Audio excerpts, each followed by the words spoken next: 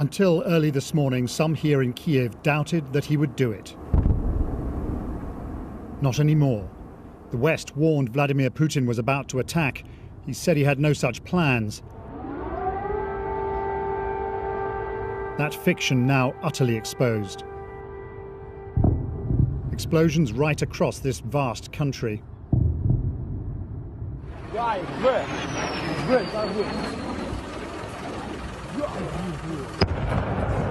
In Ivano-Frankivsk, in the far southwest, a missile struck an airport.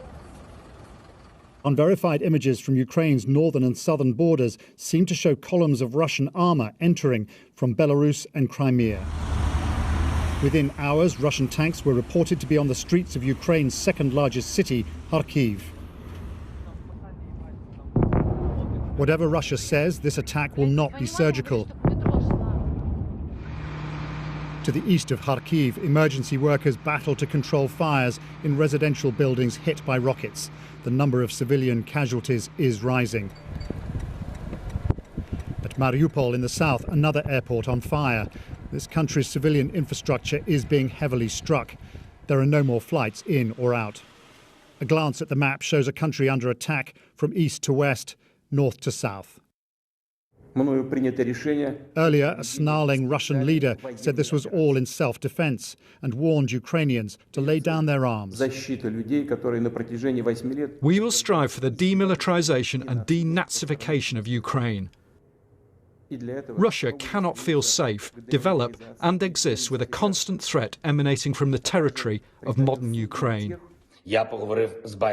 In Kiev, Ukraine's embattled president, who must now fear for his job, appealed to the world. Putin started a war against Ukraine, against the whole democratic world. He wants to destroy my country. He wants to destroy our country, everything we have been building, what we live for. So far, all the signs are that this attack is working out exactly the way Western leaders have been warning for weeks. The country is being attacked from all directions, and the fear now has to be that some of those Russian troops are heading here to the capital. Some people aren't waiting to find out what happens next. The roads out of Kiev jammed with traffic, most of it heading west. These people don't want to be liberated by Vladimir Putin. After weeks of extraordinary calm, this suddenly looks like panic. Mid-morning and two jets fly over the city. It's not clear whose, but it seems only a matter of time before Russia controls the air and much besides. Paul Adams, BBC News, Kiev. Well, people here in Kyiv woke to the sound of air raid sirens up above as citizens who'd long prayed for peace now had to face war. My colleague Nick Beak has been gauging the thoughts of some of the people here to the extraordinary unfolding events. The invasion, the attack that Russia promised would never happen, has now started. And the Ukrainian government is urging people to stay calm, and it's appealing to the international community to stop President Putin now. We soon find Lana and her mum. Russia forced them from their home in Crimea 8 years ago. Now they're on the move again. It's very, very nervous, and I'm very scared. But I must be strong. After the overnight attacks from the skies, many are taking refuge underground. Well, this feels like one of the safest places in the city today, not just because there are lots of soldiers about, but because the metro is doubling up as a bomb shelter. And overnight families have come down here. They're trying to follow the news of what's happening, and they're trying to work out what they're going to do next. 2-year-old Yegor is still smiling, but his mum and dad are worried. 8 bombs. 8 bombs? 8 bombs. At Borisopol? In Borisopol. The war started.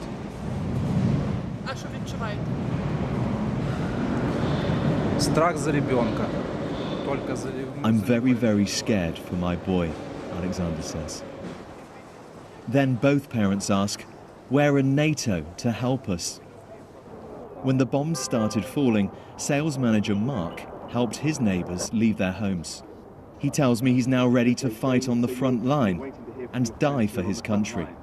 It's only one way to serve our country, our children, our mothers, and defend our country from Russian occupation. And we will fight all day. Many are fearful of what will come next, among them Alexei. If Russia will occupy Kyiv, which I don't believe happen, because I believe in our army, well, it will be like another Nazi occupation. It's still eerily quiet here in the heart of the capital. It seems many have followed government advice to stay at home. Lots of people will have also heard Russia's claim that it carried out targeted strikes on the Ukrainian military. I've got to tell you, people here are saying it doesn't feel like that to them. Instead, they feel that they're under attack and that President Putin has declared war on them. Nick Beak, BBC News, Kyiv. The view from here in Ukraine. Well, what about Russia? In an address on state television, Vladimir Putin claimed his country had been left no choice but to defend itself against what he suggested were threats from modern Ukraine, and that Moscow would try to what he called denazify this country. From Moscow, Steve Rosenberg. From the President of Russia, a fateful decision. Vladimir Putin said military operation. But really, the Kremlin was launching a full-scale invasion of Ukraine. Russian stocks plunged. The ruble hit an all-time low. Fears of conflict superseded by the shock of a war and what may come next. I think that if Putin is not stopped now in Ukraine, this war would be the beginning of the Third World War. Vladimir Putin comes across now as a leader with an almost messianic idea to force Ukraine back into Moscow's orbit, even if that means war. What the public might think about that doesn't come into it. He seems determined to achieve his goal.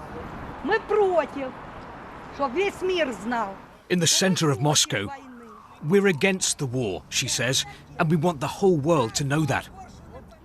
But so far, few Russians have come out to protest. Maybe this is why. In Russia now, protests end like this. I'm sorry, I'm so shocked. I just can't help crying. I think that most of Russians don't support this. It's horrible. And why don't they support it? Because it's not our war. It's war Putin, Biden or anyone else, but not our nation. I think the Ukrainian soldiers will surrender, she says, and they should. It's terrible to be at war with Ukraine. This is not a conflict the Russian public wants. This is the Kremlin's war. Steve Rosenberg, BBC News, Moscow. Let's talk to our Eastern Europe correspondent Sarah Rainsford, who's in eastern Ukraine. Sarah, the front line in Russia's quarrel over the last 8 years with Ukraine has been where you are in the east. What's the picture looking like now? Line could be moving, that if Ukrainian forces have been battling pro-Russian, Russian-backed forces for the past 8 years and kept that line pretty much in place, now those militias are backed by the Russian army. We know that they've rolled into some areas of the Donbass, and we know that there is some heavy fighting going on along the contact line, as it's known, to the south of where I am now. We know there have been civilians killed today in one area, and that there's, as I say, heavy fighting in several places. So people here back a little way from the front line are worried about what that means. They're worried about an advance by Russian troops. They're worried about the fighting coming to their doorstep. For the moment, life is kind of going on as normal. There are children out and about. There are parents with babies. People have gone to work today, although school was cancelled. But there's this kind of air of trepidation about what is coming, because people have seen what happens when this area is taken over by the Russian-backed militias before. Now it's the Russian army who's there too, and they're worried about what exactly that means for their lives going forward.